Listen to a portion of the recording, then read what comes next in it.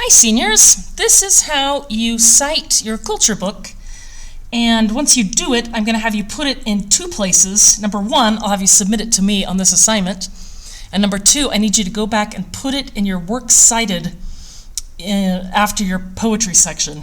You know, the works cited page that you've already been created. Anyway, more about that later. To cite your book, it's pretty easy.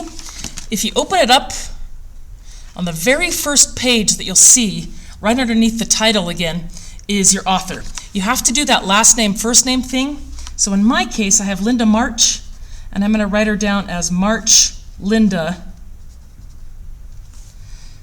comma, after her last name, period, after her first name. March, comma, Linda, period. Not too bad, right? The next thing we need is the title of the book. In my case, Norway. It's going to be your country name. Now, the title actually goes in italics, which is a little hard to draw. You could, if you wanted to, just write the name normally and just put, hey, this is in italics. Period. Okay? The next thing that you need is the city of publication and the publishing company. And fortunately, all of our books are identical. It's buried in all this crazy information down in here, but I know where to look. This section right here talks about how it was first published in Great Britain by Cooperard, an imprint of Bravo Limited, blah, blah, blah, Hutton Grove, London, yada, yada, yada. Okay, that told me what I needed to know. It was published in London. Okay, so on the next part of it, you do London, and it will be the same for all of us. It's going to be London, colon, and then our publishing company is Cooperard. Nifty. Okay, now, comma.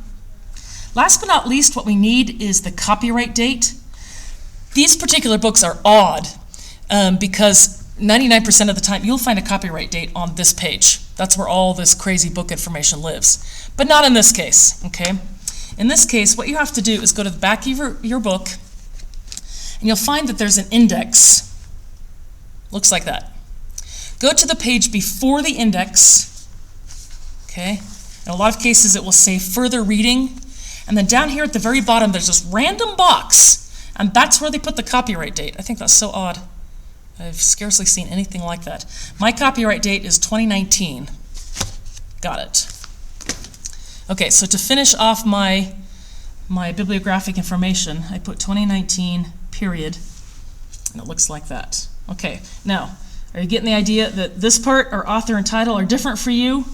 This part's the same, and then you'll have a different date than me, probably. Okay. Now, what if, or not what if, but when you use this particular source in your paper, and you do that thing called the in-text citation, what are you going to do? What are you going to use? Remember that the in-text citations are always the first thing that you see in the bibliographic full reference, okay? So in my case, it's March, my lady's last name. You will have, your author's last name. I'll just write it out like that. Author's last name. Okay? And then every time you use a fact or quote something, you guys have page numbers that you've already written down. Okay? And that right there becomes the in-text citation. So mine would look like, hey, I got it from the book called by March, I got it from page 11, that sort of thing. Okay? Now, figure out what it would be for yours. And I want to see the full bibliographic citation. I want to see the in-text citation, okay? And submit these two things right here on this assignment in whatever text box, okay? But then, there's a third thing, all right? I want you to go back to your poetry paper, find the works cited, and add it to the works cited section in alphabetical order.